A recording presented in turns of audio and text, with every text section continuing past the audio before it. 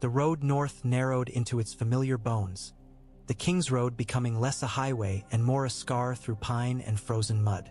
Snow fell without commitment, thin flakes that vanished when they touched warm leather, then returned with stubborn persistence, as if winter could not decide whether to strike or merely warn. Jon Snow rode with Ghost alongside, the direwolf's white coat ghosting in and out of the trees like a memory that refused to fade. The last warmth of the riverlands was behind them now, replaced by the hard, clean cold of the north, where even breath felt like something rationed. He had not expected company, not this far from Winterfell's ruins, but the sound reached him first. Hooves in number, iron rattling, and the distant, unmistakable roar of a man who had never learned the virtue of speaking softly. "Move, you slow-arsed goats." Great Jon Umber's bellow rolled down the road like thunder. "I'll have you in chains too if you walk like that." Jon crested a low rise and saw them.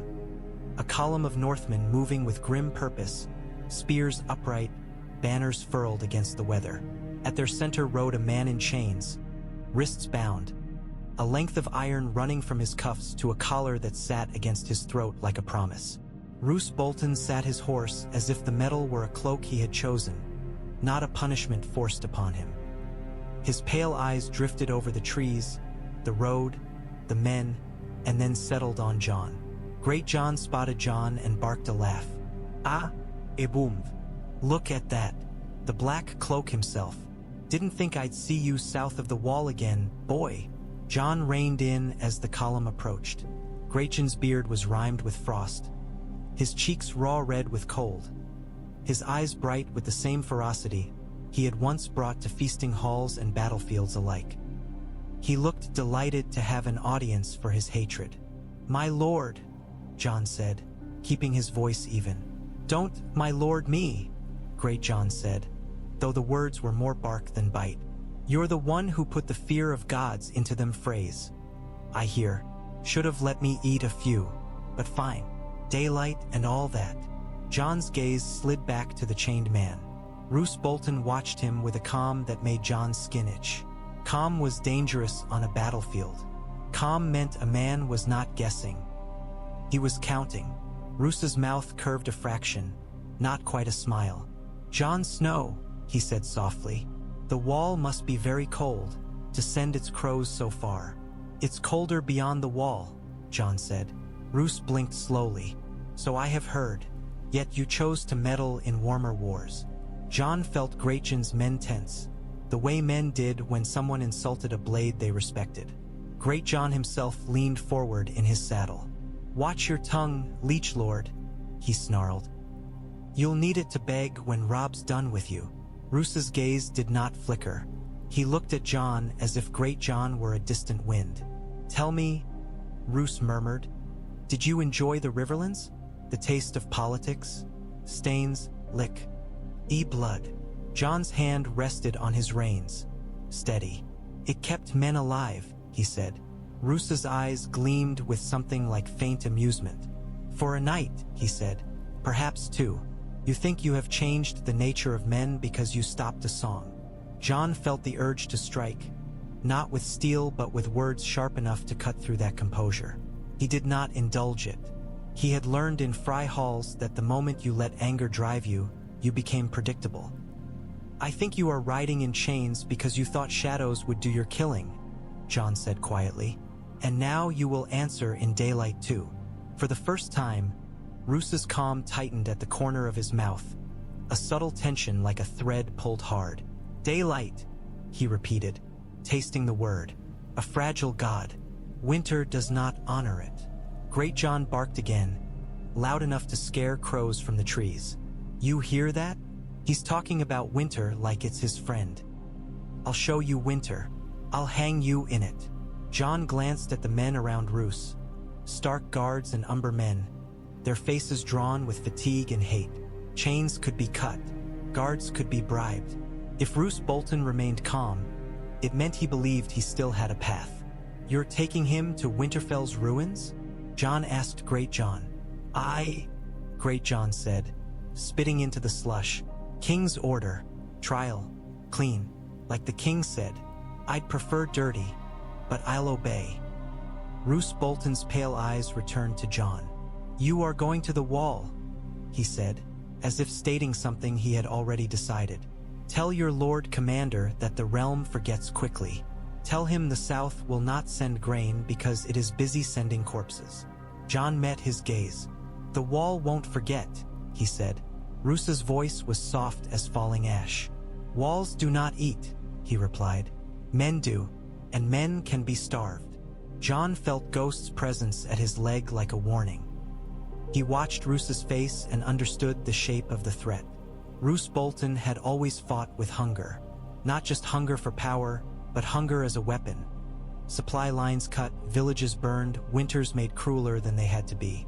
Great Jon jerked his horse forward. "Enough," he snarled.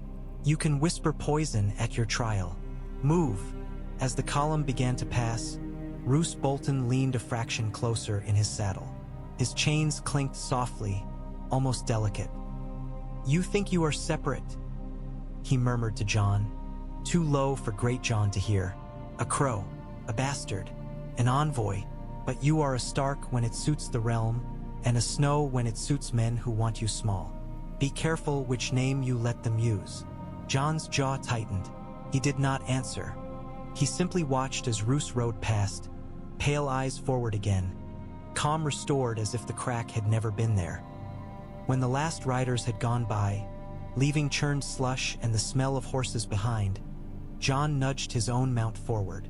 Ghost padded alongside, silent. The north was full of enemies now, open lions in the south and leeches still writhen. G in northern mud. Jon rode on, feeling the weight of his black cloak and the heavier weight of knowing the war had learned new shapes, but not new morals. Castle Black did not welcome men the way Winterfell once had, with warmth and noise and the smell of bread. It welcomed them with wind that sliced through wool, with frost that clung to eyelashes, with the wall looming overhead like the world's last judgment. Jon rode under the gate and felt the familiar bite of the cold settle into his bones, as if the wall was reminding him who he belonged to. Black brothers paused in their work to stare. Some had heard rumors, crows always did. Some had no rumor, only the sight of Jon Snow returning from the south with a dire wolf at his heel and a look in his eyes that did not belong to a boy. Jeor Mormont stood in the yard with his cloak wrapped tight, beard stiff with ice. Bowen Marsh hovered at his shoulder, lips pursed, eyes sharp with suspicion that never rested. Othel Yarwick, broad and soot-stained, stood with arms crossed like a wall in his own right. Maester Aemon was there too, small and fragile beneath a heavy cloak Samwell Tarly had draped over him. The old man's blind eyes lifted as if he could see the shape of Jon's return in the air. Jon dismounted, boots crunching in snow, and bowed. The bow was quick and clean. He was no longer a boy trying to earn approval. "Back alive," Jeor said. "That's the first victory." Jon's breath fogged. "Only the first," he replied, and held out the rolled parchment he had carried tight against his chest all the way north. It was not the only letter he bore, but it was the heaviest. Jeor took it and broke the seal with stiff fingers. His eyes moved over the words, and Jon watched his face harden line by line. Bowen Marsh leaned in, curious despite himself. Othel Yarwick's brow furrowed. Sam's hands tightened on Maester Aemon's arm. Jeor's mouth became a grim line. "Tywin," he said, voice rough. "He dares." Maester Aemon's head tilted, listening. "What does the lion say?" he asked softly. Jeor handed the letter toward Sam, who read aloud in a trembling voice. Threats wrapped in courtesy. "Mercy," offered like a mockery. A warning that the wall would be forgotten if its crows meddled in kings. The words landed in the yard like stones thrown at a frozen lake. Hard, cold, meant to crack. When Sam finished, silence held the yard. Even the wind seemed to pause. Bowen Marsh's voice came sharp. "This is why we do not involve ourselves," he snapped, looking at Jon as if Jon himself had written Tywin's threats. "We are not a king's messengers. We are not a lord's pawns." Jon met his gaze without flinching. "We are the wall," he said, "and the wall is not a story men tell to frighten children. It needs food, needs men." It needs the realm to remember it exists. And the realm threatens to forget, Othel Yarwick muttered. Jeor's eyes flashed. The realm forgets when it is comfortable, he growled, and remembers only when it bleeds. Jon felt the old bear's gaze settle on him, heavy. Speak, Jeor commanded. Tell me what you did. So Jon told him. Not ever. Why detail of insult and knife, but enough. Walder Frey forced to swear in daylight, Lannister letters intercepted. A plot dragged out of shadow and made to fail, Roose Bolton named and chained, Tywin's envoy turned away. He spoke of the riverlands burning and the lions biting openly now. He spoke of the thin thread holding the North's cause together and how easily it could snap if hunger and betrayal found the right hands. Jeor listened with his jaw set. When Jon finished, the Lord Commander's breath steamed hard in the cold. You broke no vow, Jeor said at last, to silence Bowen's simmering outrage. You spoke as my mouth. You kept men from dying so that this wall might not be left alone in winter. Bowen Marsh's lips thinned. And now the richest lord in Westeros threatens to starve us. Jeor's eyes flashed. Then we will starve loudly, he growled. We will send ravens to every lord who still has a spine. We will remind them what the wall is. We will make their silence shame them. Maester Aemon's voice came soft, almost tender. And we will hope their shame is stronger than their fear, he murmured. Jeor turned to Jon. You brought us a knife, he said. Not the kind that cuts throats, the kind that cuts lies. Jon felt the weight of it. What do you want me to do? He asked. Jeor's gaze flicked up to the wall, then out beyond it, to the invisible darkness where wildlings gathered and worse things stirred. What you have always done, he said. Stand where men do not want to stand. And watch. Maester Aemon's chamber smelled of old paper and smoke. The faint tang of herbs Sam tried to brew against the cold. The fire was small. Castle black never wasted warmth. The wind found every crack and reminded men that the wall did not care about comfort. Jon knelt beside the table, the parchment spread before him. Tywin's letter lay there too, crumpled from Jeor's fist and then smoothed again by Sam's careful hands, as if flattening it could flatten the threat. Beside it sat clean parchment, ink, quill, and the Lord Commander's seal, bare in wax, ready to mark a new message. Maester Aemon's blind eyes were lifted toward Jon, though the old man could not see him. Yet Jon felt seen anyway. You have walked among kings, Aemon said softly. I walked among wolves and spiders, Jon replied. Aemon's mouth twitched. Sometimes there is little difference, he murmured. Tell me, Jon Snow, what did you feel, standing in that hall? Jon hesitated. He thought of Walder Frey's smile, of the thin cruelty of laughter, of crossbows rising like teeth. He thought of Robb's face when he nearly died. He thought of Catelyn's eyes, cold until they weren't. I felt how easy it would have been for the realm to end, Jon said quietly. Not in fire, in silence, in a song that changed at the wrong moment. Aemon's hand lifted, thin and trembling, and rested on the edge of the parchment. And now you have brought that silence here, he said. Tywin Lannister believes he can threaten the wall because the wall has no army. The wall has brothers, Jon said. And brothers starve, Aemon replied, gentle and relentless. You have seen politics. You have seen the cost of pride. Now you must see this. Oaths are not enough when men are hungry. We must bind the realm to us the way you bound the Freys, by making them choose. Sam swallowed. How do we make lords choose, Maester? He asked, voice small. Aemon's head turned slightly, as if listening to a distant song. With truth, he said. With history, with fear, with shame. Whatever remains in them that is stronger than comfort. Jon's mouth tightened. And if nothing remains? Aemon's voice softened further, almost sorrowful. Then the wall will stand alone, he said, as it has before. And men will learn, as they always do, too late. Jon's fingers curled.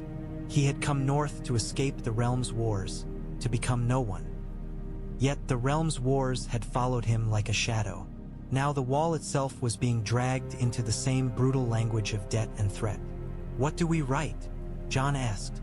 Sam dipped quill into ink, hands trembling with eagerness and fear.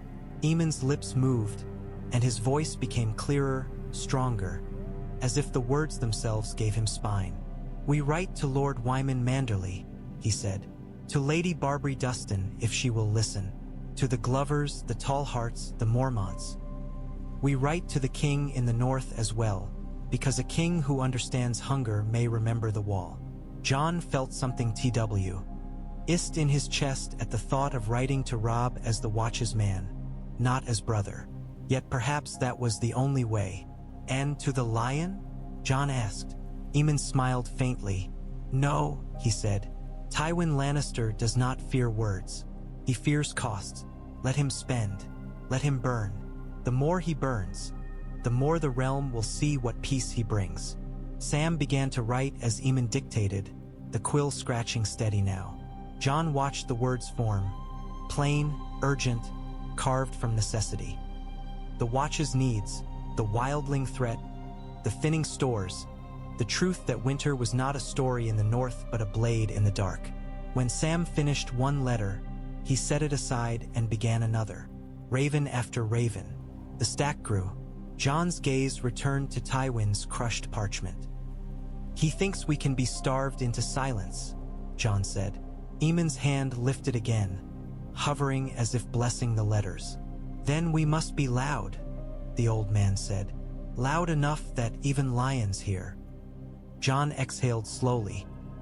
He could still smell the riverlands on his cloak, the wine and blood, the smoke of burned villages. He was back at the wall, but he knew now the wall was not separate. It was simply the place where the realm's lies ended, and its consequences began. Work was the Watch's only cure for fear. When men had no work, they talked. When they talked, they remembered everything they had lost, and then they grew angry enough to break. So Jon took them into the yard. Snow whipped in hard gusts, stinging faces raw. The practice blades were cold enough to bite through gloves. Men grumbled anyway, stamping their feet, shifting their grips, watching Jon as if he were something half foreign now. Brother, yes, but a brother who had crossed beyond the wall's quiet boundaries and returned carrying war in his eyes. Donal Noy stood near the armory, one-armed and broad as a forge, his gaze sharp as a hammer's edge. Bowen Marsh watched too, lips pursed, as if every swing of Jon's blade was another crack in the Watch's rules. "Again," Jon commanded. 3 recruits moved at him, clumsy and eager, their blades rising too high, their feet too close together. Jon stepped aside, let the first man's strike pass, caught the second's wrist with a hard parry, and shoved. The second stumbled into the third, and Jon's blade tapped the first man's throat lightly. "Dead," Jon said. The first recruit flushed, angry. You died because you wanted to hit me more than you wanted to live," Jon cut in. "You died because you looked at my sword and forgot my feet." Ghosts circled behind them, silent as a shadow. The direwolf's presence made some men uneasy. Others found comfort in it, as if a wolf at their backs meant the world still had teeth for their enemies. Samwell Tarly stood at the edge, practiced sword heavy in his hands, cheeks red with cold and effort. He tried to copy the stance Jon had shown, but his feet slid on packed snow and he nearly toppled. Jon moved before Sam could fall. He caught his shoulder, steadying him. "Breathe," Jon said quietly. "Don't fight the sword. Let it be part of you." Sam's breath puffed white. "I'm trying," he panted. "I know," Jon said. "That's why you'll survive." Bowen Marsh's voice cut in sharp. "This is not the wall's work," he said. "We have builders freezing on scaffolds. We have stores low. We have a war coming," Jon snapped, more heat than he intended. He forced himself to calm, because anger was the very thing Bowen wanted to see. "Wildlings don't care if our timbers are straight. They care if our men break." Bowen's eyes narrowed. "And you would have us fight wildlings with southern tricks," he said, disdain in every word. Jon stepped closer, his practiced blade lowered but his gaze hard. There are no southern tricks, he said. There are only men who live and men who die. If you want brothers to live, you teach them how to stop dying. Donal Noy grunted, a sound like approval. He's right, he rumbled. Steel don't care where it comes from. Bowen's mouth tightened. He said nothing more, but his gaze remained cold.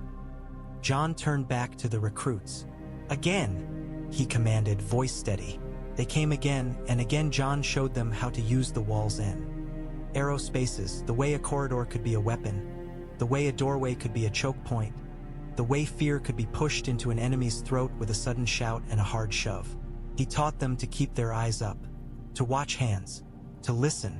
As the day bled into gray, Jon's arms ached with the work.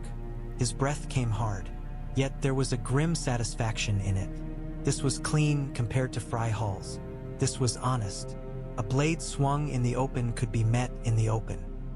When the recruits finally broke, stumbling away, Sam lingered. He looked at Jon with earnest eyes.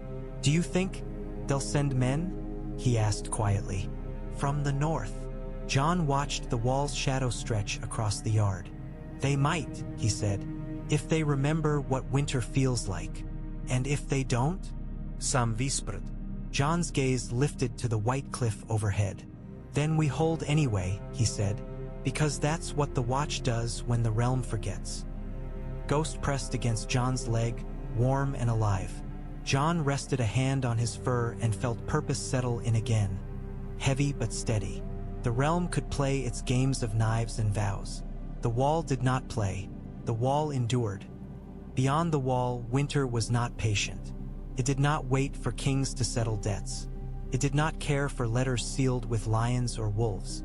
Mance Rayder stood among firelight and smoke, his cloak patched and worn, his face lean with the hard health of a man who had learned to survive where others froze. Around him, the wildling camp sprawled like a living beast.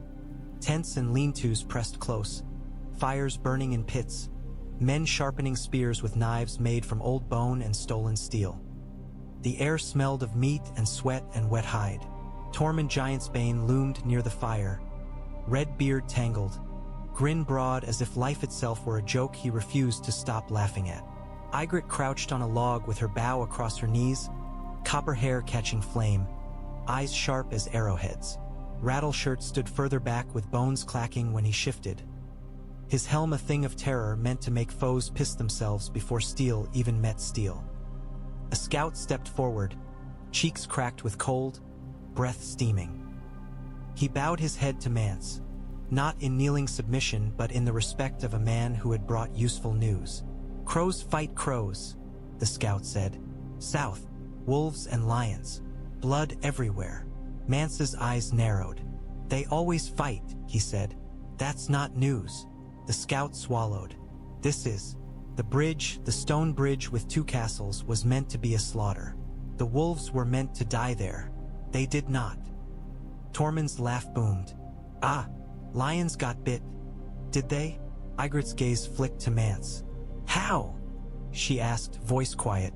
The scout hesitated, then said the name like a stone thrown into still water. "Jon Snow." Ygritte's mouth tightened. "The crow?"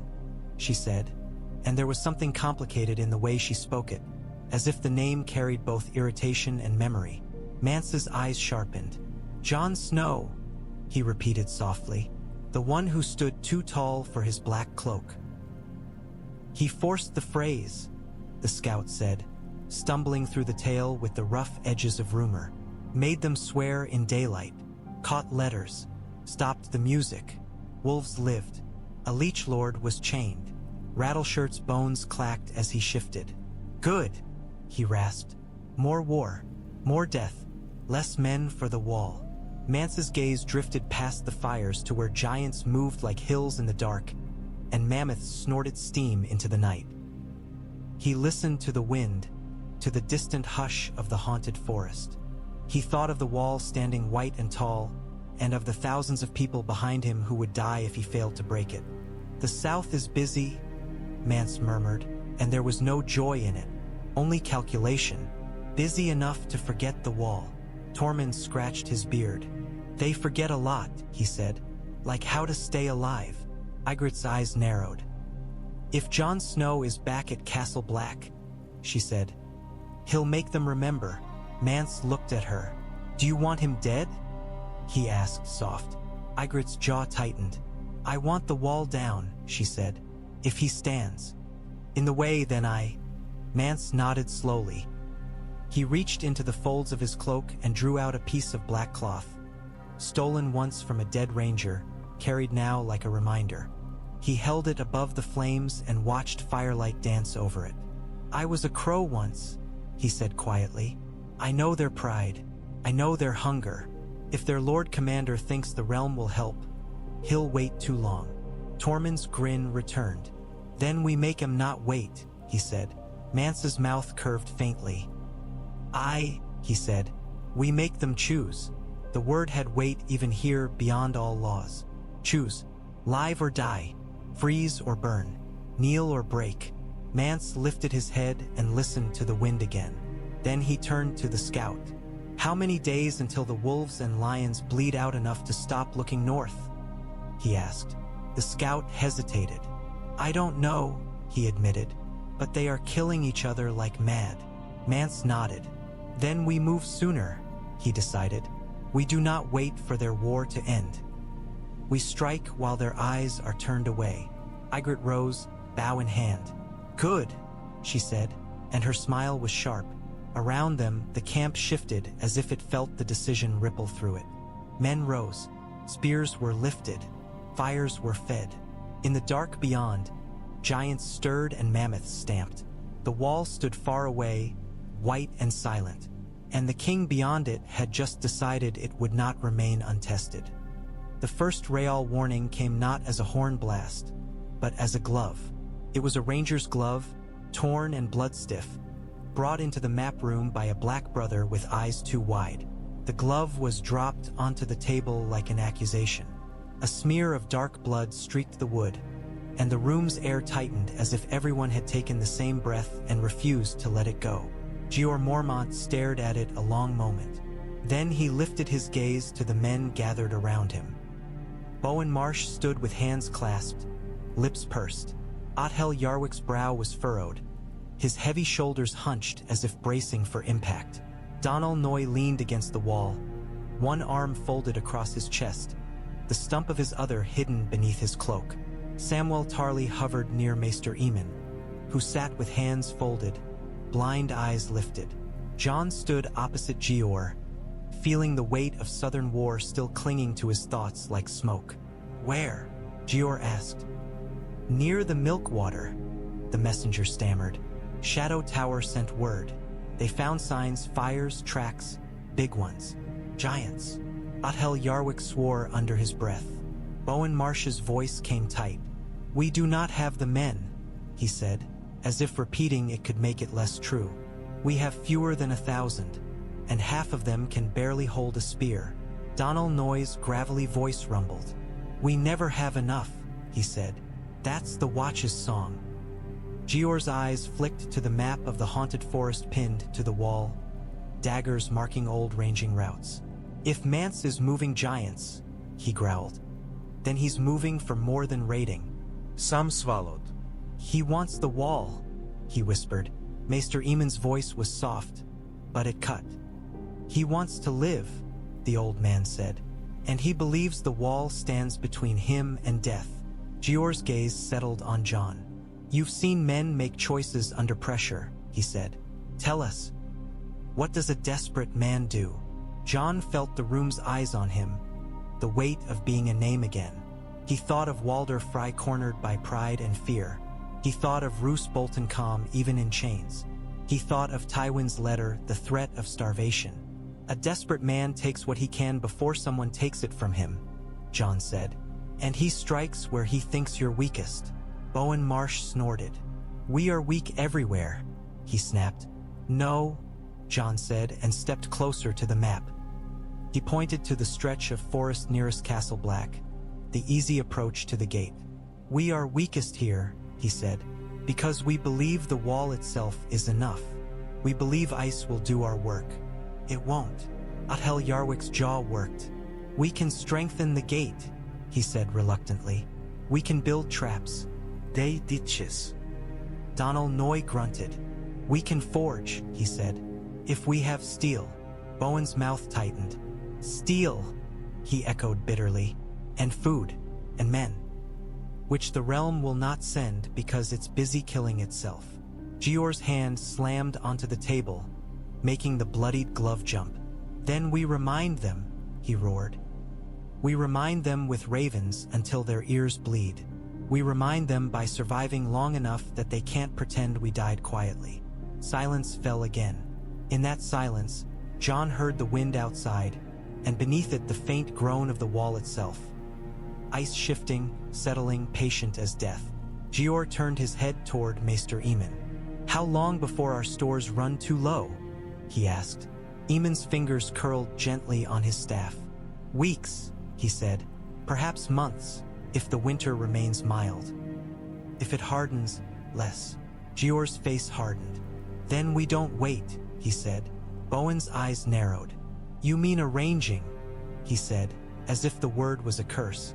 Jeor nodded. Arranging, he agreed. We go out and learn Mance's strength. We find his path. We strike if we can. We bring back proof that the wildlings are coming. So even fat lords in warm halls cannot deny it. Jon's stomach tightened. Great rangings meant death. He had watched men ride out and not return. Jeor's gaze settled on him again. You know their ways, he said. You've listened. You've watched. You will come. Bowen Marsh's mouth opened to object, but Donal Noy cut him off with a grunt. He's the best we've got, the smith said, blunt as a hammer. Sam's face went pale. Jon. Jon did not look at Sam. He looked at the map, at the daggers, at the cold forest beyond the wall where men vanished like breath. I'll come, Jon said. Jeor's expression did not soften, but something like approval lived beneath the hard. Good, he said. Then we begin preparing tonight. As the council broke, Jon lingered a moment beside the table. He touched the bloodied glove with one finger, careful. This was what war looked like when it wasn't dressed in banners and vows. This was the war that didn't care who sat on thrones. And it was coming. The raven came 2 days later, and it came with the smell of smoke in the parchment, as if the message itself had been held too close to flame. Sam brought it to Jon in the yard, face pale, breath steaming. From the north, he said, voice tight. Jon took it and broke the seal. The wax was dark and smeared, pressed in haste. He read, and the cold in his chest deepened. Great Jon Umber had been attacked in the pines. The escort carrying Roose Bolton north had been ambushed by men in gray. Bolton men, moving like ghosts through their own woods. Arrows had fallen from branches. Axes had met spears in snow. Great Jon had bellowed like a bear and cut down men until his arms were slick with blood and his breath tore his throat raw. And at the center of it all had been a name that made the ink feel poisonous. Ramsay Snow. Jon read the account as if he could see it. Ramsay, Roose's bastard, wild-eyed and cruel, leading men who wore no banners but moved with the confidence of those who believed the North already belonged to them. Ramsay had not come to kill Great Jon. He had come to steal a prisoner. The letter said the ambush had been brutal and fast. It said Great Jon's men held barely. It said Roose Bolton's chains had been cut in the chaos. It said Roose had been dragged into the trees like prey, then corrected in another line, like a man who had arranged his own escape.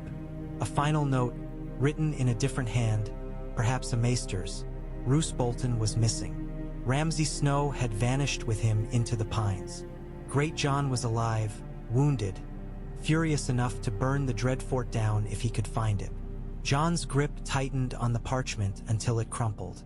Sam's eyes were wide. He got away, Sam whispered. Jon's mouth was dry. Yes, he said, voice flat. Bowen Marsh approached, drawn by the look on Jon's face. What now?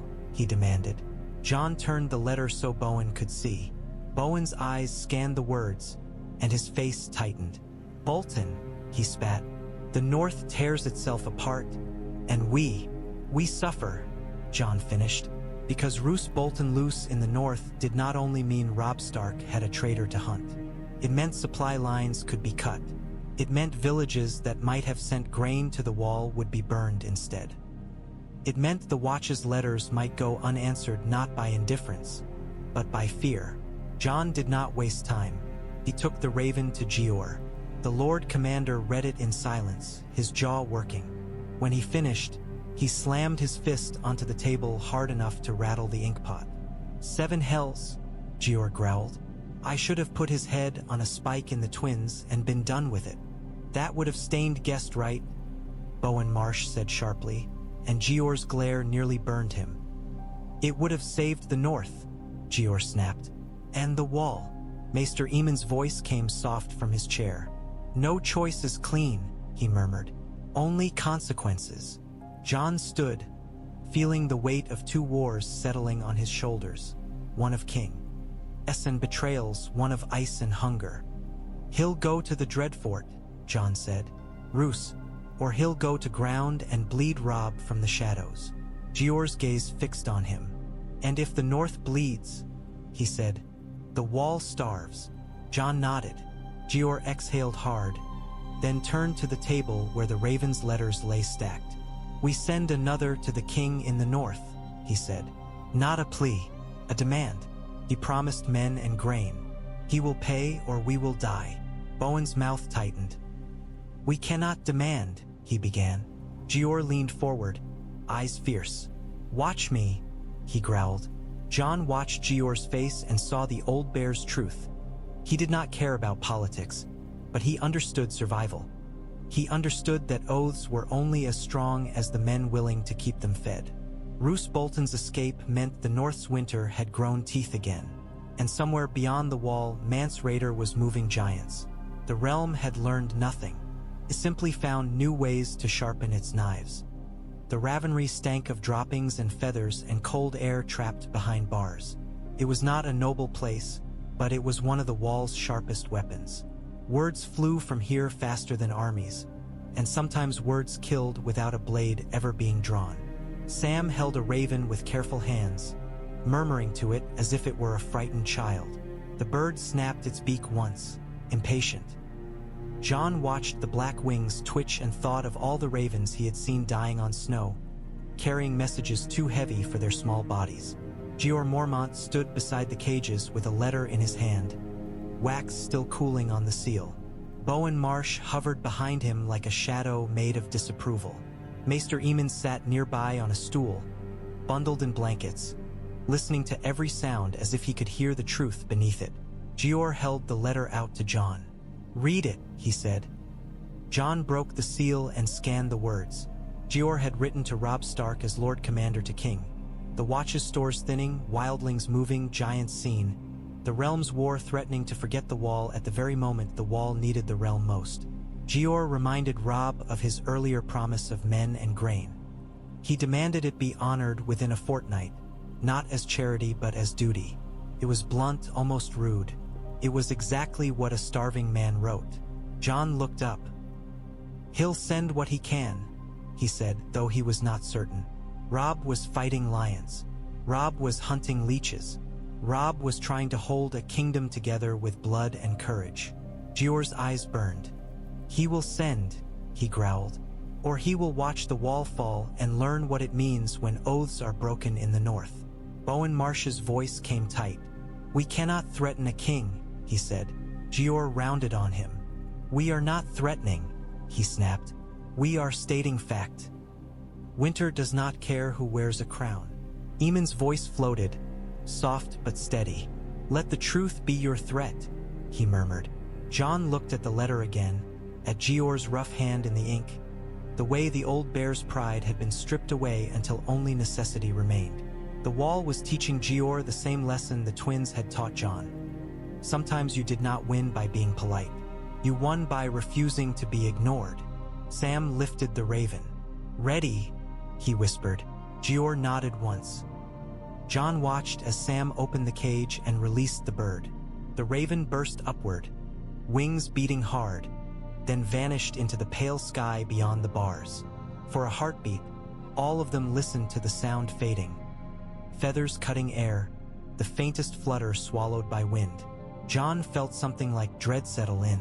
Ravens could be lost, letters could be ignored, and even if Robb answered, men and grain took time. Winter did not wait for wagons. Bowen Marsh's eyes narrowed at Jon. "You brought this," he said, the accusation sharp. "You brought the lion's notice. You brought the realm's eyes here. And now we may pay." Jon turned his gaze to Bowen, steady. "The realm was already paying," he said. "It just didn't know the price yet." Bowen's mouth tightened. Jeor's voice cut through the tension. "Enough," he growled. "We prepare. Othel, double the watches. Noi, make what you can. Jon Snow," his gaze settled on Jon. "You will ride with the ranging." Jon felt the cold in his chest deepen, but his voice remained even. "When?" he asked. Jeor's answer was blunt. "Soon," he said, "before Mance decides to come to our gate while our hands are full of letters." Aemon's blind eyes lifted. "And before the realm tears itself so thin it cannot spare even crumbs," he murmured. Jon watched the sky beyond the ravenry bars, imagining the raven beating south into a land of war. He wondered if it would reach Robb. He wondered if Robb would read it and remember the feel of northern cold. He wondered what it would take for lords to choose the wall before the wall was all that remained. Night on the wall was a different kind of silence. Not the quiet of peace, but the quiet of something listening. Jon stood atop the ice with Ghost beside him, the direwolf's breath steaming. Torches burned along the parapet, their flames bending in wind. The world below was a black sea of trees. The haunted forest did not reflect starlight. It swallowed it. Dolorous Ed shuffled nearby, cloak pulled tight, face resigned as if he had always expected the end to come this way. "If they come," Ed muttered, "I hope they have the decency to kill me quick. I've never been fond of surprises." Jon didn't answer. His eyes were on the tree line, on the dark gaps between trunks where movement could hide. Then the horn below sounded once, short, sharp. Not three, not the warning of others. One blast, rangers returning. Footsteps pounded up the stairs. A figure emerged into torchlight and promptly staggered, nearly falling. Blood darkened his black cloak, making it shine wet. His face was gray with shock, eyes wide and unfocused. Ed swore softly and moved to catch him, grunting with effort as he dragged the man fully onto the top. "He's leaking," Ed observed, as if discussing a broken barrel. Jon was already kneeling. "Who are you?" he demanded. The ranger's lips moved. A sound came out like a cough. "Jarman," he rasped, then swallowed and winced hard enough to shake. Jeor Mormont arrived with a lantern, his face carved in hard light. He crouched beside the wounded man. "Speak," he ordered, Jarman's eyes fixed on the lantern flame as if it were the only thing in the world. "Fires," he whispered. "So many fires." Jon's stomach tightened. "Where?" Jeor demanded. "Along the Milkwater," Jarman gasped. And east. Giants. Mammoths.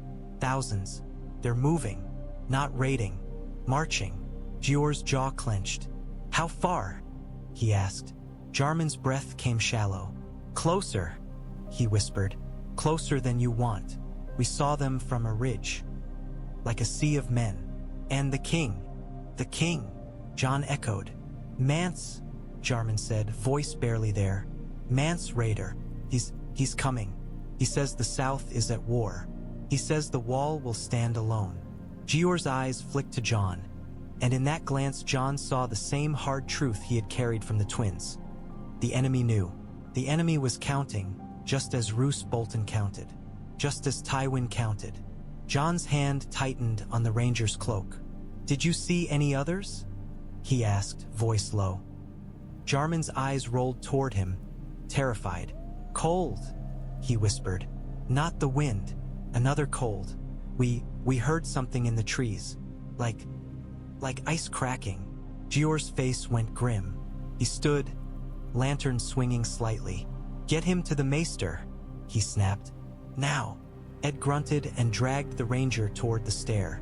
Jon rose with them, then paused at the parapet and looked out into the dark. He saw it then, faint, far away, like distant stars fallen into the forest. Fires. Many. Too many. A line of light creeping through the black, slow and patient. Ghost's ears pinned forward. A low growl rumbled in his chest. Jeor Mormont stood beside Jon, both of them staring into the night. For a long moment, neither spoke. At last Jeor said, voice rough, "The realm will not be ready." Jon's throat was tight. "Then we must be," he replied. Jeor's lantern cast light across the ice, and the wall glowed faintly, cold and beautiful and indifferent. Below, the forest breathed. Somewhere in that black, thousands of feet were moving. The War of Kings was loud and bloody, but this war was quiet and inevitable, and it was walking toward them. Dawn came thin and pale, washing the wall in weak light that did not warm. The ice caught it anyway and turned it into a cold, blinding sheen. In the yard below, the watch moved like an anthill stirred. Men hauled sleds. Rope was coiled and thrown over shoulders. Spears were checked, points sharpened. Bundles of dried meat and hard bread were tied tight. Donal Noy barked orders near the armory, his voice carrying like a hammer strike. Othel Yarwick directed builders with grim efficiency, pointing to where the gate's timbers needed reinforcement, where pits could be dug, where boiling tar might be held if the world demanded it. Samwell Tarly stood near the steps with a stack of letters clutched to his chest, the ravens above him restless. Bowen Marsh watched everything with a tight face, as if trying to hold the watch together by sheer disapproval.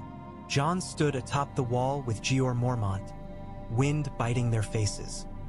Ghost pressed close, a warm, living anchor against the cold. Jeor stared down at the preparations. "This is what we can do," he said quietly. "Not enough, but it is what we have." Jon's eyes traced the yard, the men, the ropes. He saw fear in some faces, resignation in others, and in a few the hard, stubborn courage that made the watch more than a collection of criminals and bastards.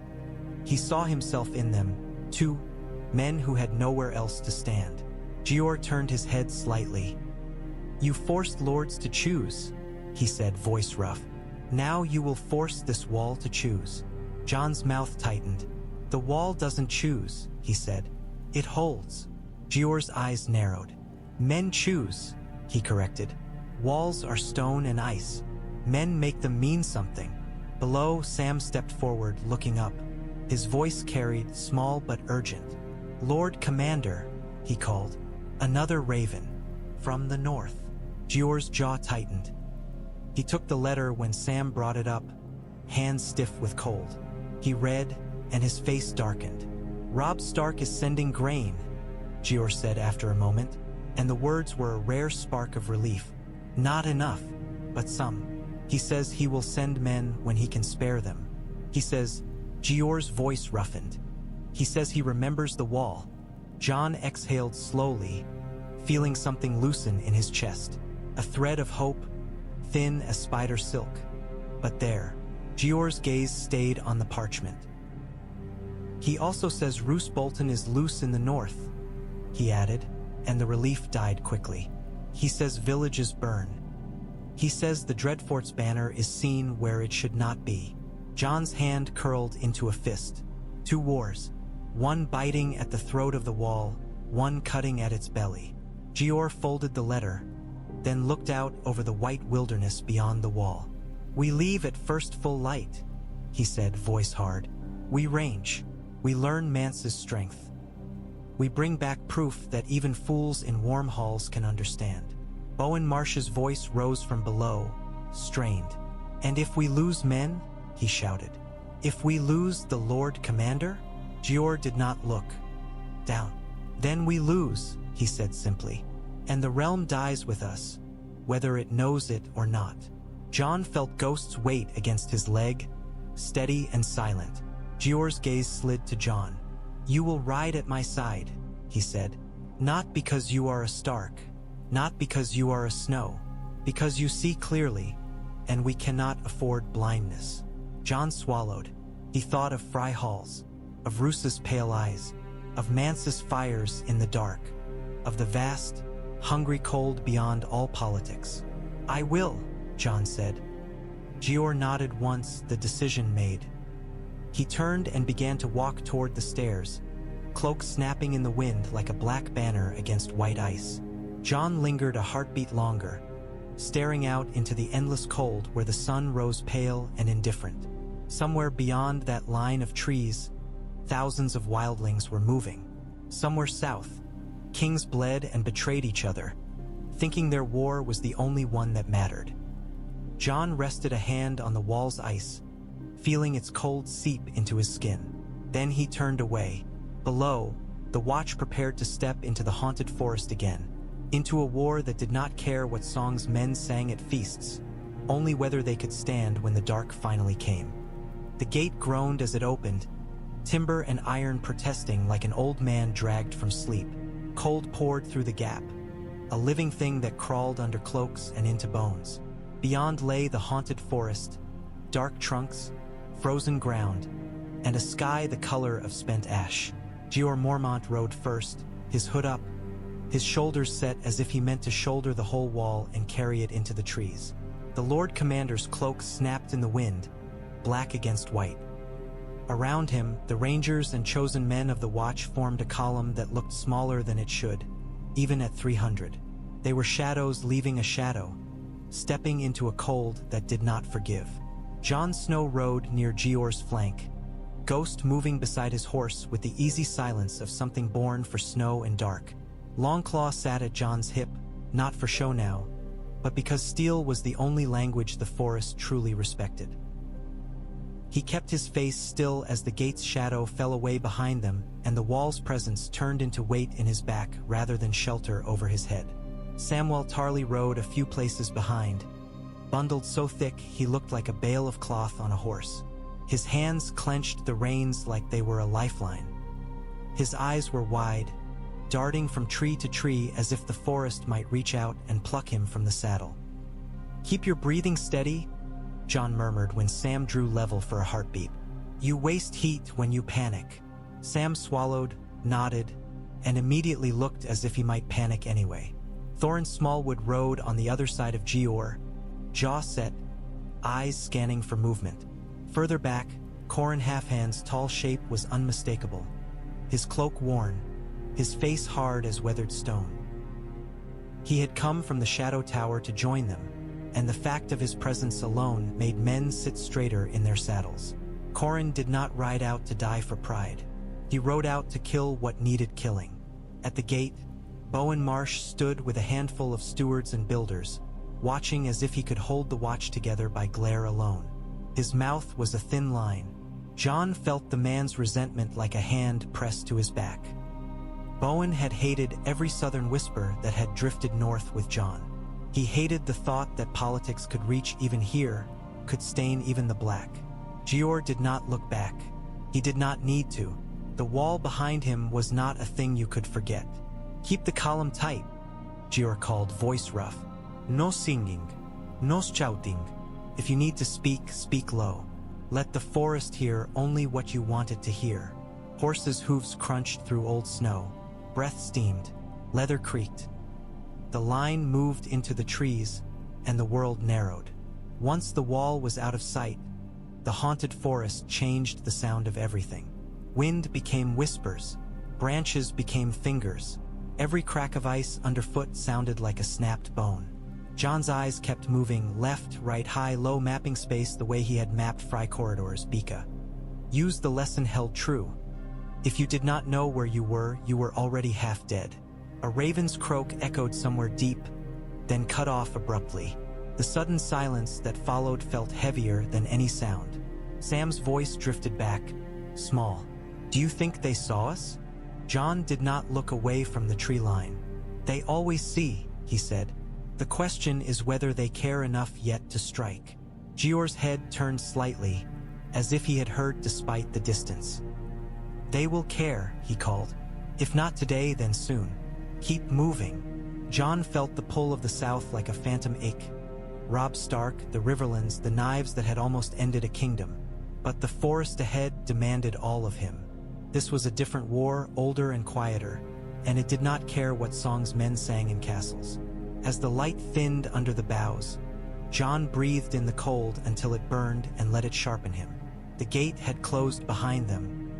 The wall was a line now, not a shelter.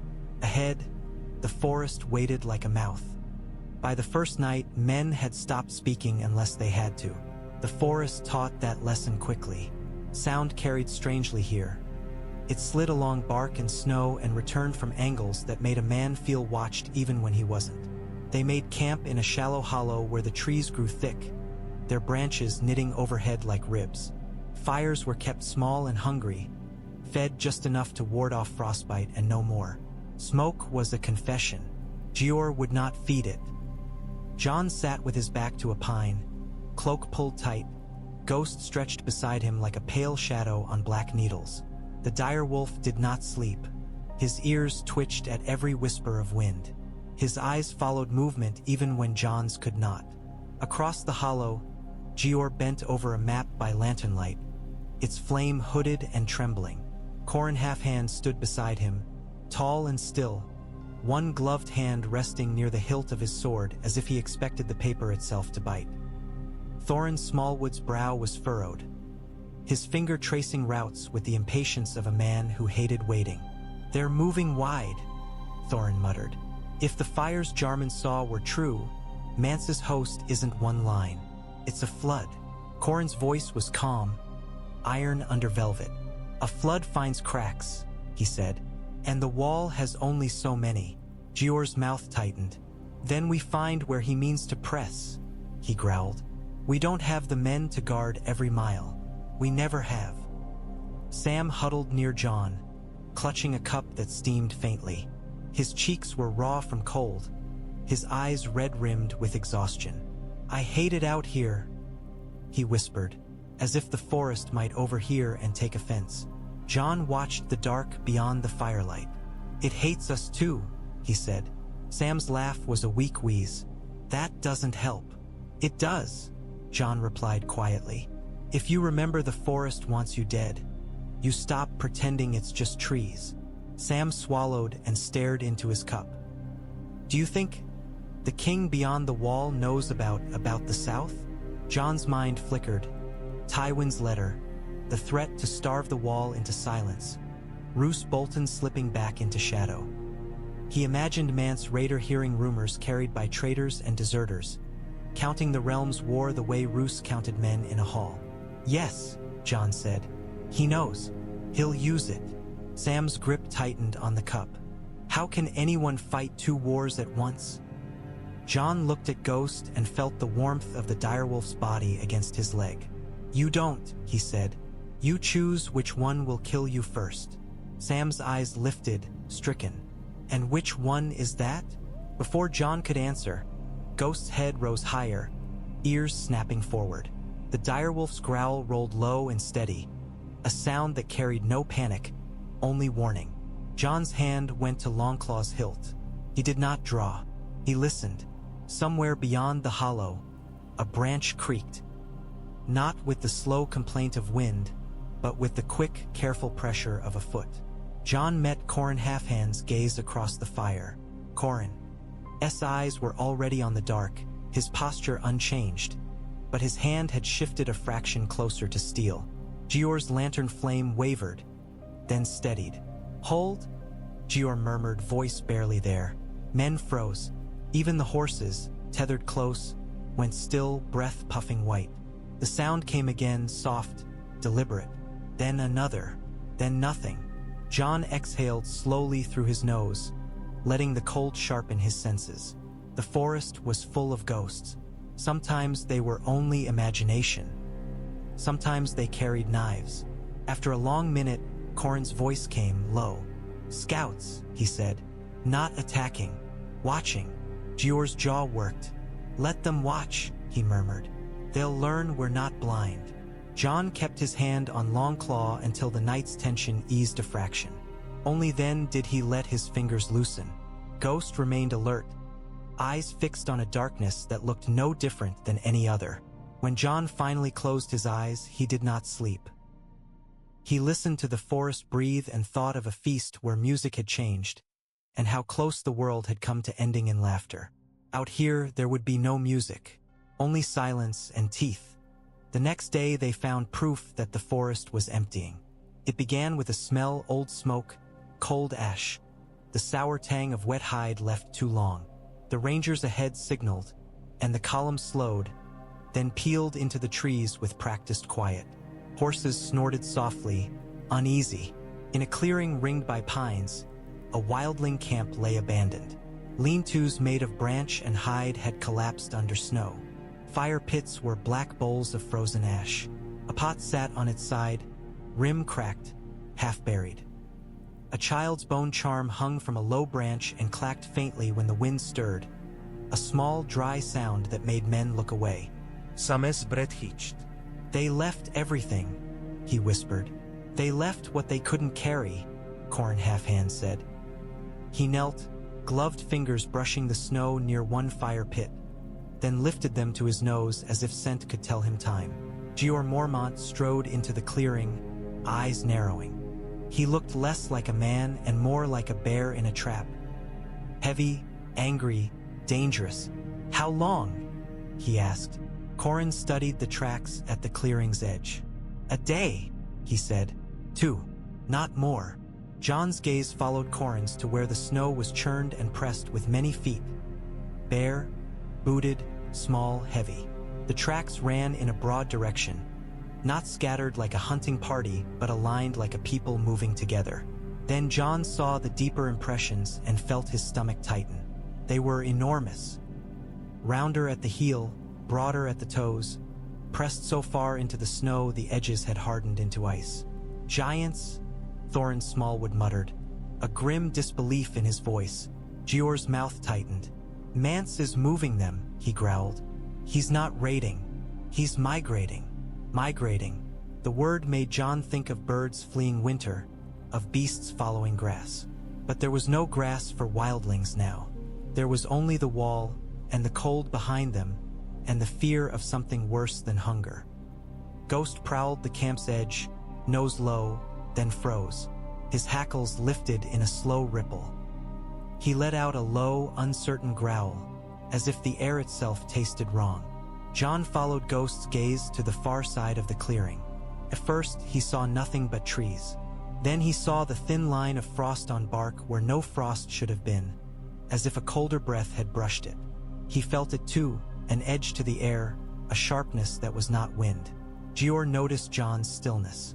What is it? The Lord Commander asked, voice low. Jon swallowed. Something, he said. Not men. Corrin rose, face unreadable. We don't chase ghosts, he said quietly. We chase Mance. Jeor's eyes were hard. We chase both if we must, he growled. Because if the ghosts are moving too, the wall will not hold just against spears. Thorin Smallwood spat into the snow. We should burn this place, he muttered. Leave nothing. Jeor shook his head once. No, he said. We leave it. Empty camps are messages. If more are found, even the fat fools south of the neck will have to understand this is N. Ototuil. Sam stared at the child's bone charm as if it accused him. They had children, he whispered, voice small. They're bringing them. Jon's throat tightened. He remembered the refugees on the kingsroad, rags and empty eyes, fleeing a war that did not care if they were innocent. He had told himself wildlings were enemies. At the wall, that was easy. In an abandoned camp with toys half buried in snow, it became harder. They're bringing them because they think they have to, Jon said quietly. And they're right, Corrin replied, flat as stone. That doesn't make them less dangerous. Jeor's gaze swept the clearing one last time. Mount up, he ordered. We move. No lingering. This forest will not stay quiet much longer. As they filed out, Jon looked back once at the abandoned camp. The bone charm swayed in the wind, clicking faintly, as if counting footsteps. A people was moving through the haunted forest like a slow tide, and tides did not stop for walls. They only found where the stone was weakest. The ambush came the way the forest preferred, without warning, without honor, without time to decide whether you were afraid. A hiss cut through the trees, sharp as a knife. Then arrows snapped from branches. One thunked into a horse's neck. The animal screamed and reared, spilling its rider into snow. Another arrow hit a black brother in the shoulder. He spun, fell, and his breath burst out in a wet gasp. "Shields!" Thorin Smallwood roared.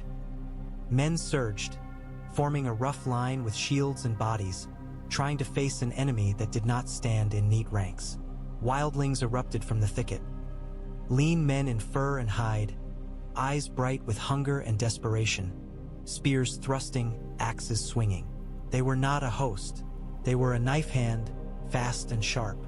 Jeor Mormont drew steel and rode into them with the grim steadiness of a man who had decided fear was a luxury. His sword flashed, biting into a wildling's shoulder, and the man went down howling.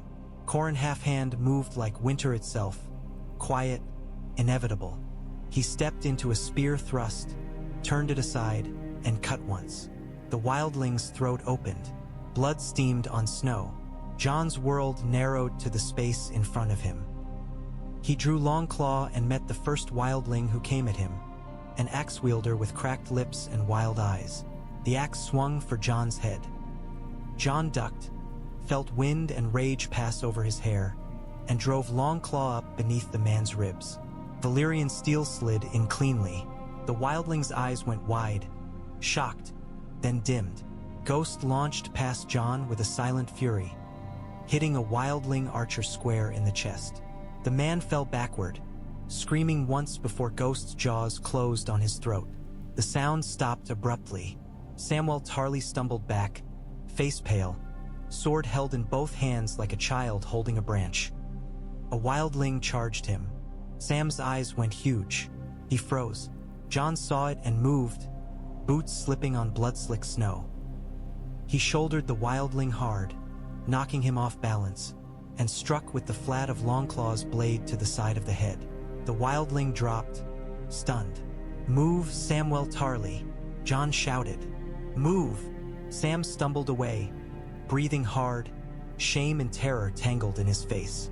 The fight lasted minutes, not hours, but in those minutes men died. A black brother went down with an arrow through his mouth, eyes still open as if he could not believe he had been chosen. Another was dragged into the trees, screaming, and the sound ended in a wet choke. Jeor's voice cut through the chaos. "Capture one," he roared. "Alive!" 2 rangers tackled a wildling as he tried to flee, slamming him into a trunk. The man fought like a cornered animal, spitting and biting, but iron hands held him. His breath came in harsh bursts.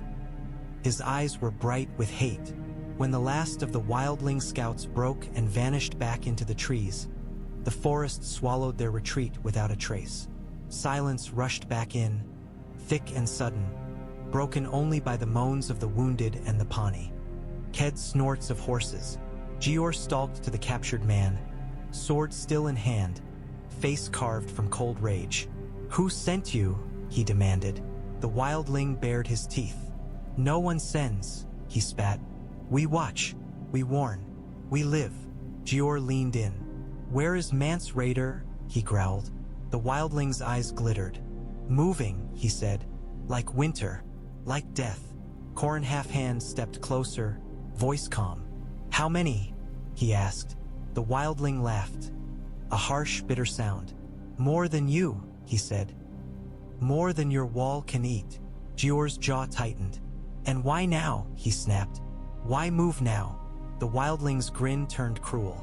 "Because the south is bleeding," he said. "Because the lions and wolves are busy. Because your realm is deaf." Jon felt the words land like ice. Mance was counting the realm's war exactly as Jon had feared. The wildling's eyes flicked to Jon's face, lingering as if he recognized something. "A crow with a wolf," the wildling sneered. "Heard of you. The one who stopped to feast." Jon's grip tightened on Longclaw. "Tell me what you heard," he said, voice low. The wildling spat blood. "That you made men choose," he said. "Out here we don't choose. We run or we freeze."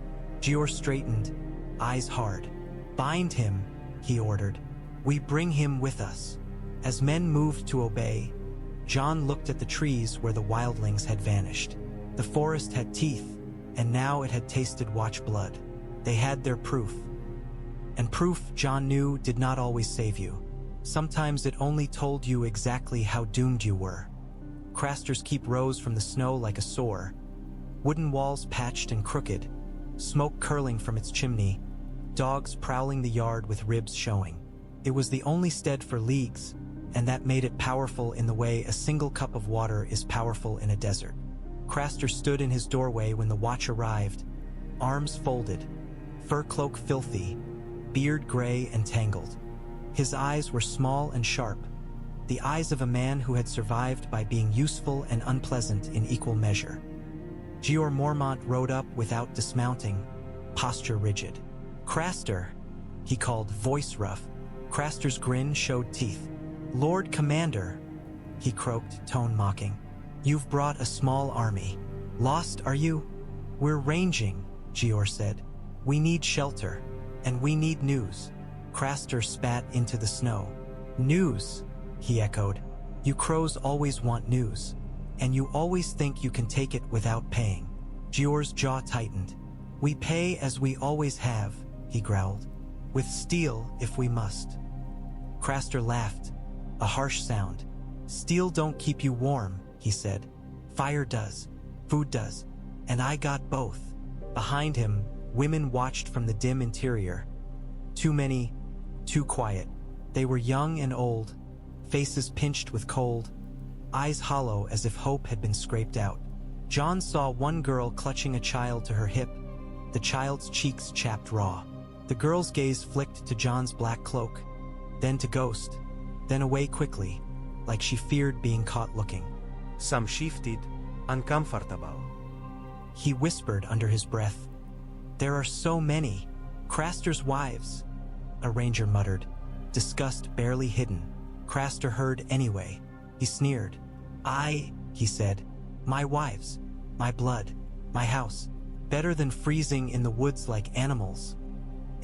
Jon's stomach tightened. He remembered whispers from Castle Black, what Craster did, what he demanded, what he gave in exchange.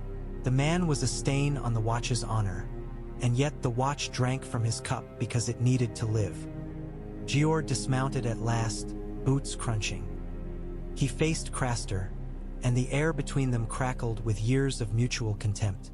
"Mance Rayder is moving," Jeor said bluntly. "Giants, mammoths. We saw signs. We fought scouts. Tell me what you know." Craster's grin widened, as if delighted to be asked. "The king beyond the wall?" he croaked. "Aye, he's gathering. He's got more wildlings than you got fleas. And he's got 'em scared."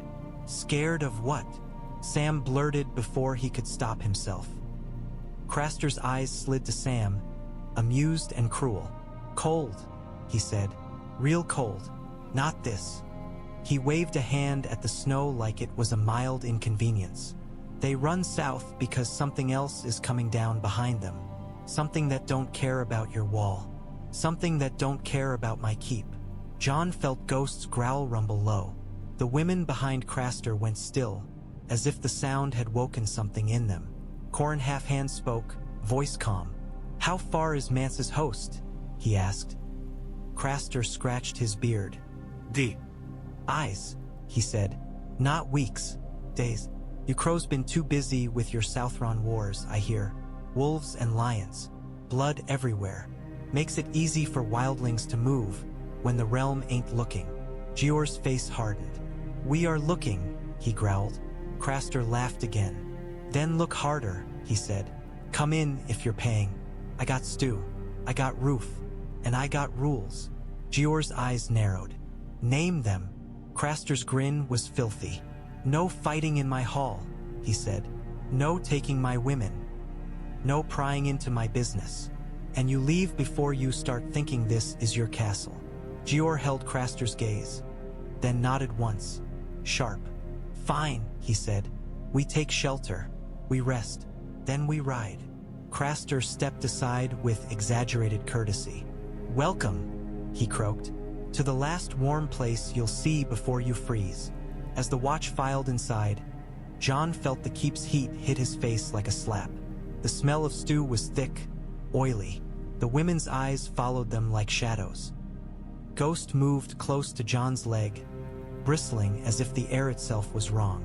Jon did not like this place. He did not like the way necessity made them bow their heads. But he had learned in fry halls and in war councils. Sometimes you ate bitter bread because hunger was worse. He only hoped the price Craster demanded would not be paid in blood they couldn't spare. Night at Craster's keep was not restful. It was merely less cold than outside, and even that felt like a kind of trap. Men slept in shifts, boots on, blades close. Jeor Mormont lay near the hearth with his cloak pulled over him, eyes closed but not peaceful. Thorin Smallwood snored lightly, hand still on his sword hilt. Corran Halfhand sat in the corner like a shadow that refused to sleep, his gaze following every movement in the dim. Samwell Tarly huddled against a wall, eyes wide in the firelight. He looked like a man waiting for a knife. Jon tried to rest. He could not. The air in the keep tasted wrong. Too warm, too close, full of whispers he couldn't quite hear but felt in his bones. He rose quietly and slipped toward the door. Ghost followed without sound. Outside, the cold hit like a thrown bucket. Jon breathed it in, grateful. The yard was dim, moonlight painting snow pale and hard. Dogs prowled, sniffing, then backed away when Ghost's red eyes fixed on them. A movement near the far fence caught Jon's eye. Craster stood there, half-shadowed, his fur cloak blending with the night. In his arms he carried a small wrapped bundle, too careful, too close to his chest. Jon's stomach tightened. Ghost growled low, warning. Craster froze, head turning. His eyes found Jon, sharp and angry. "What are you doing out here, Crow?" he hissed. Jon kept his voice low. "Getting air," he said. "What are you doing?" Craster's mouth twisted. "My business," he snarled. "Go back inside." Jon did not move. He looked at the bundle and felt something cold settle in his gut. He had heard the rumors. He had never wanted to believe them. Craster's eyes narrowed to slits. "You don't ask about my business," he said, voice rough and threatening. "That's the rule." Jon took a step forward, and Ghost mirrored him, silent and deadly. "If your business is feeding something in the woods," Jon said softly, "then it becomes my business." Craster's face contorted, fury flaring. For a moment, Jon thought the man might charge him like a boar. Then Craster glanced toward the keep, toward the sleeping Black brothers. He licked his lips. "You crows think you're righteous," he spat. "You think you're better, but you come here when you're hungry. You take my food. You take my roof. You think you can judge what I do to keep my place safe." Jon's hand tightened on his sword belt. "Safe from what?" he demanded. Craster's eyes flicked toward the tree line. His voice dropped, and the bravado thinned into something like fear. "From the cold that walks," he whispered. "From the white death. I give and it leaves me be." Jon felt the air shift, not wind, something sharper, thinner, like the edge of ice forming. Frost misted near the trees, a faint glittering that made Jon's breath catch. Ghost's growl deepened, his hackles rising. The dogs vanished, tails tucked. Craster saw it too. His face went pale beneath his beard. He clutched the bundle tighter. "Go back," he hissed, urgent. "Sigh now, not anger. Go back inside, Crow. Don't look." Jon's eyes strained toward the tree line. He saw nothing solid, only darkness and the faint, unnatural sheen of frost. Yet the cold felt different there, as if the world had been scraped raw.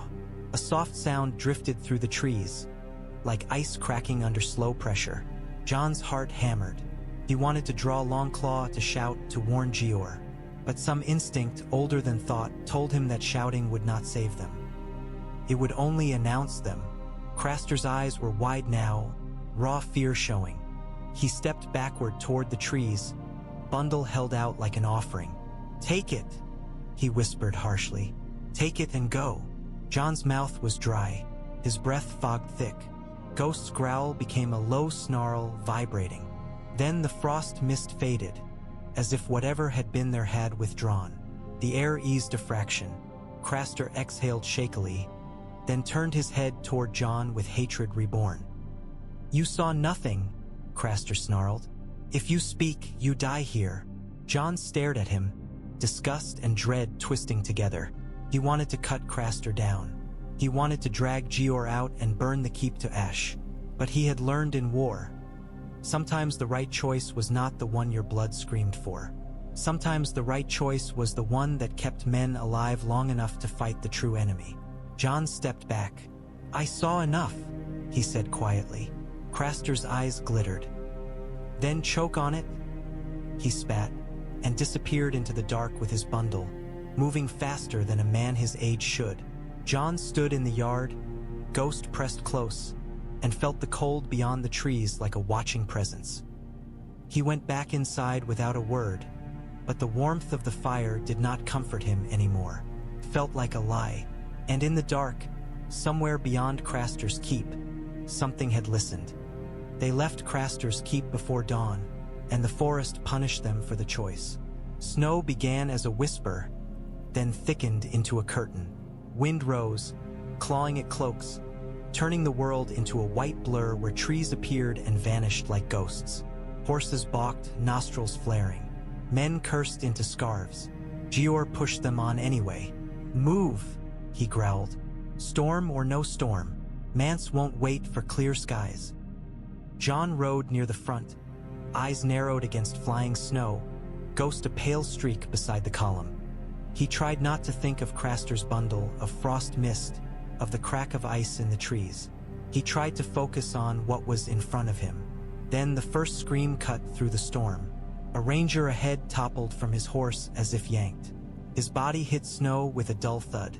The horse reared, screaming, then bolted, vanishing into white. "Halt!" Corn Halfhand's voice snapped like a whip. The column bunched, confused.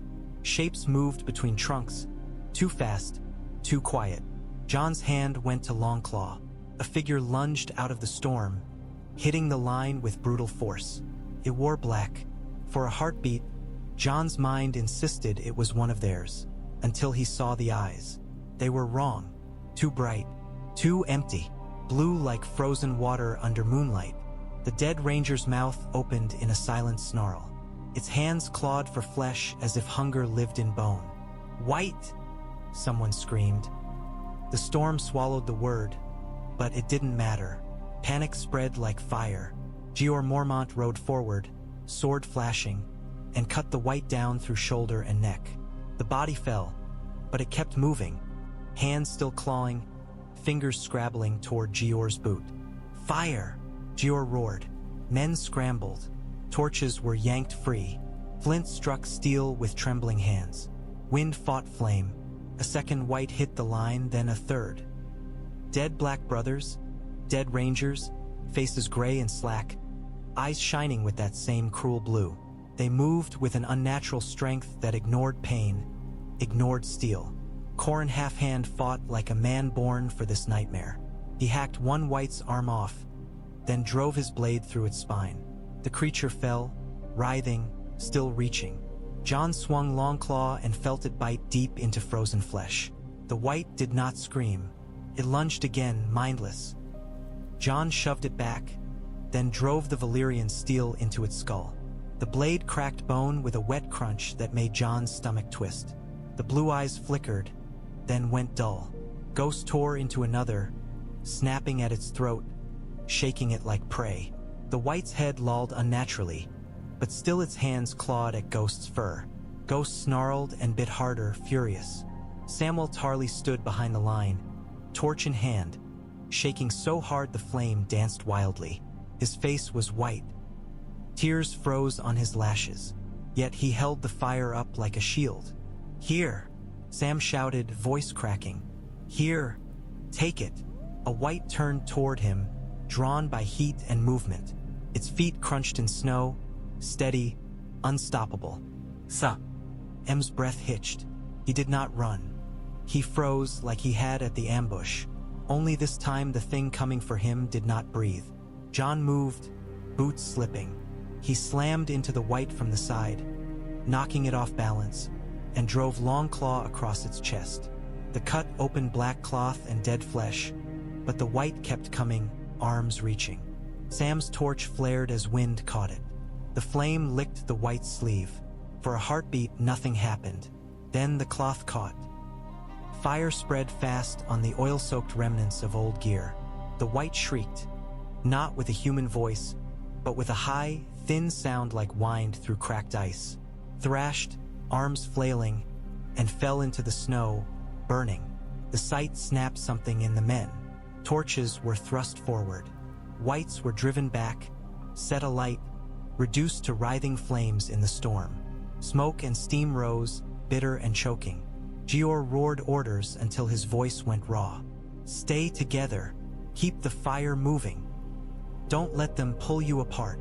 They lost men anyway. A brother vanished into the wight with a wight's hands on his cloak. Another fell and did not rise. The storm covered blood quickly, as if the forest wanted to hide the evidence. When it ended abruptly. The wights fell burning and still. The blue eyes went dark. The trees returned to being only trees, silent witnesses. Men stood panting, faces streaked with soot and snowmelt, hands shaking around torches. The smell of burned flesh clung to the air, sickening and unforgettable. Jeor Mormont's face was grim, eyes blazing. Now you see, he growled, voice low enough to feel like thunder under ice. Now you see what waits if the realm forgets. Jon's breath came hard. His hands were numb around Longclaw's hilt. Ghost stood beside him, chest heaving, teeth bared at the dark as if daring it to try again. Corrin half-hand wiped his blade on snow. His voice was quiet. They're closer, he said. The cold that walks is closer than it should be. Jeor's jaw clenched. Then we move faster, he growled. Jon looked into the storm-thinned forest and felt the truth settle like a stone. The wall was not just facing wildlings. It was facing death that did not stay dead. And south of the neck, men were still arguing over crowns. They made camp that night with no songs and no laughter, only the quiet business of binding wounds and counting what had been lost. Men sat with backs to trees, faces hollow in torchlight. One brother stared at his hands as if surprised they still belonged to him. Another rocked slightly, whispering prayers to gods that did not answer beyond the wall. The wounded moaned softly, and each sound felt too loud. In a small clearing where the snow was trampled into muddy slush, Jeor Mormont crouched over a map laid on a stump. Torches ringed the space like a low wall of flame. Corrin half-hand stood opposite him, cloak pulled tight, his face unreadable. Thorin Smallwood's mouth was set hard. Jon knelt beside the map, and Ghost stood behind him, ears pricked, watching the trees. Samwell Tarly sat near a fire with quill and parchment, writing by flickering light with hands that still trembled from holding a torch against the dead. Jeor jabbed a finger at the map. We can't keep bleeding like this, he growled. We're not fighting one enemy. We're fighting the forest itself. Corrin's voice was calm, but it carried weight.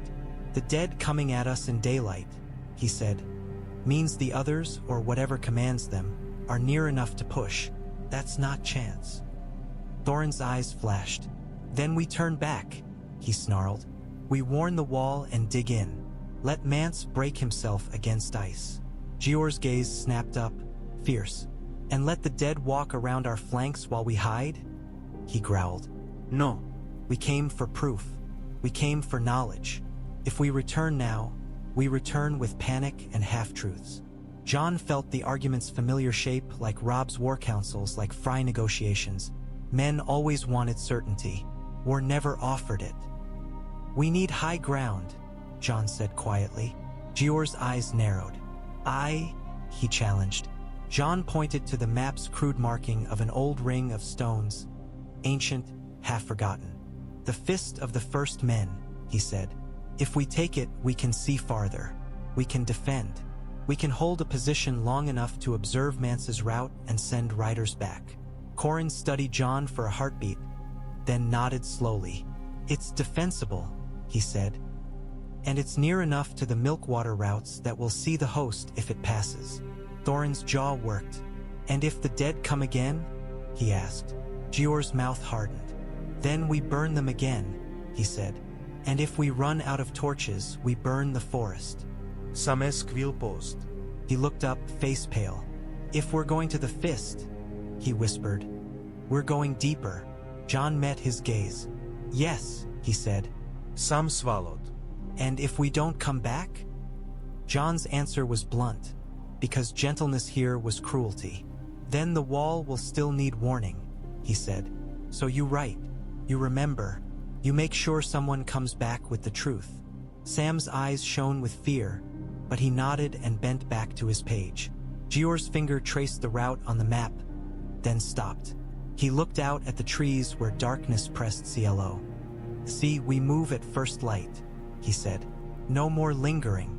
The forest has shown us what it wants. Corran's gaze lifted slightly, as if listening beyond hearing. And Mance Rayder has shown us he is not waiting, he said.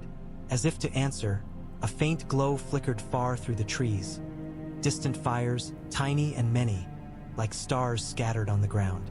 The sight made men around the clearing stiffen. Jeor stared at the lights, jaw clenched. There, he growled. That's our proof. Jon felt ghost press against his leg, warm and alive. He thought of Jeor's raven to rob, of grain promised men may be coming, of Roose Bolton loose in the north, sharpening shadows while the wall faced a different kind of darkness. 2 wars, 1 realm, and a wall that could not choose which enemy to face first. Jeor straightened slowly. We go to the fist, he said, and we make our stand where the first men once stood. Let the world remember what that means. Jon looked toward the distant fires until his eyes watered from cold. Somewhere out there, thousands of people were moving. Somewhere else, something colder than death walked quietly, and the watch rode toward both. On the 3rd day, they climbed. The ground rose in slow folds beneath the trees, and the air thinned into a colder knife. Snow fell in a fine veil that did not block sight so much as make everything look like a memory. Men grunted as they pushed horses up narrow, icy paths. Breath came harsh. Hands went numb. Jon rode near Corran half-hand, because Corran moved as if he had always belonged here. The half-hand's eyes missed nothing.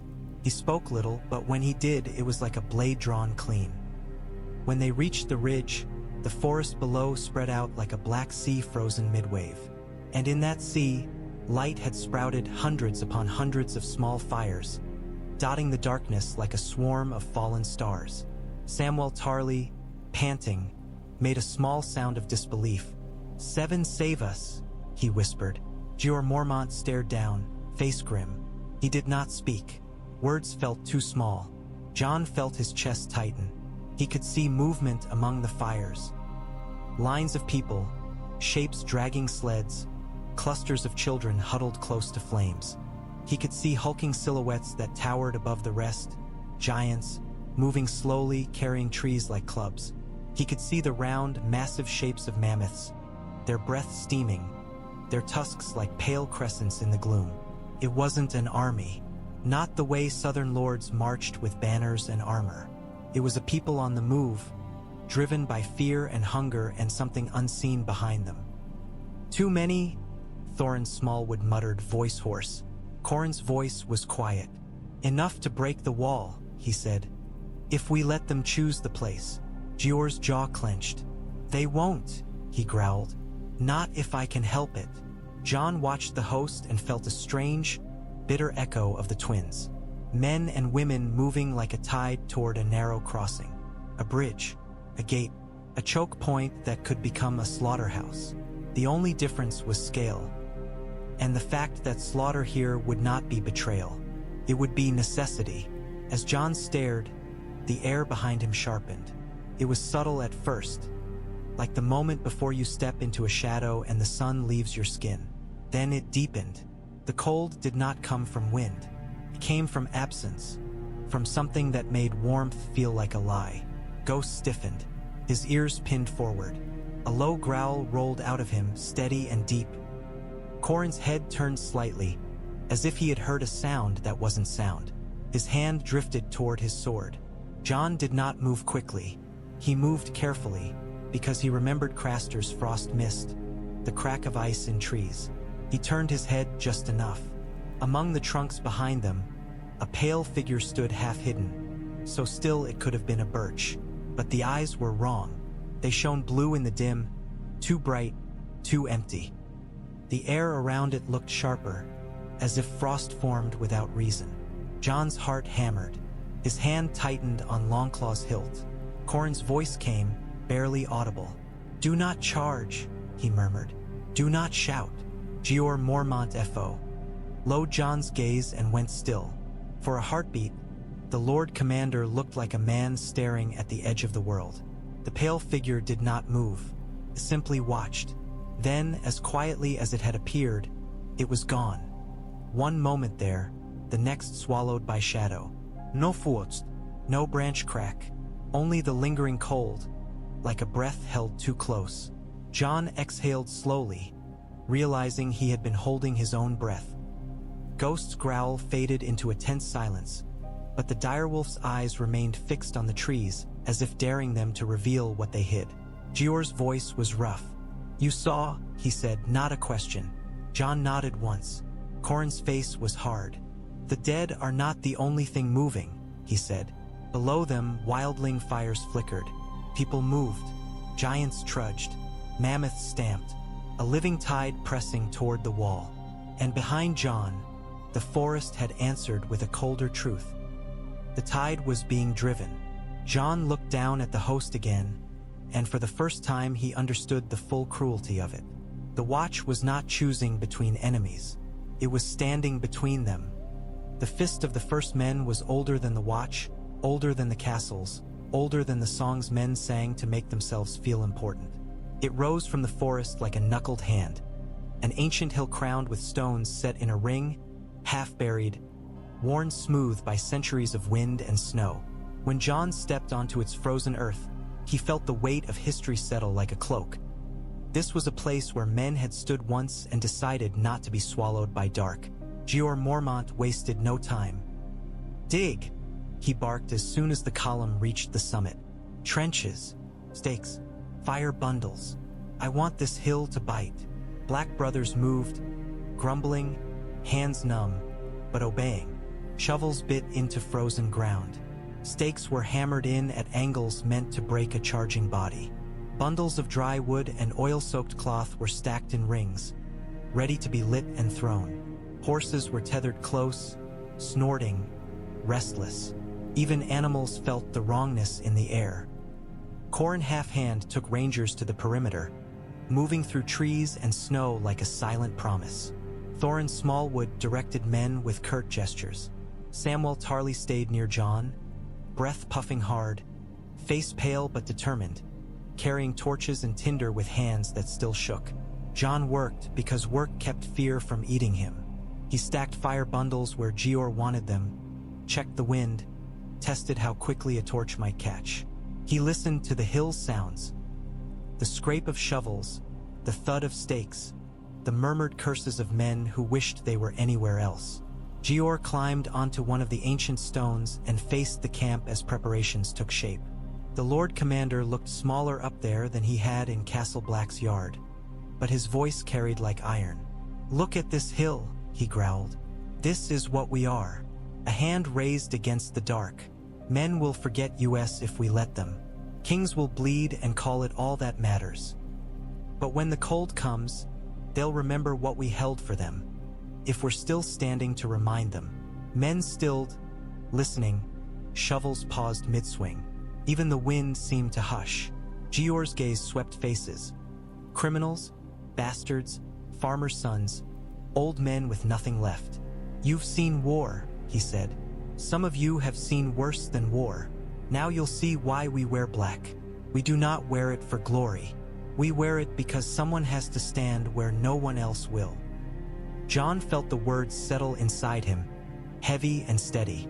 This was the same language he had spoken in Frey halls, stripped of courtesies, sharpened into survival.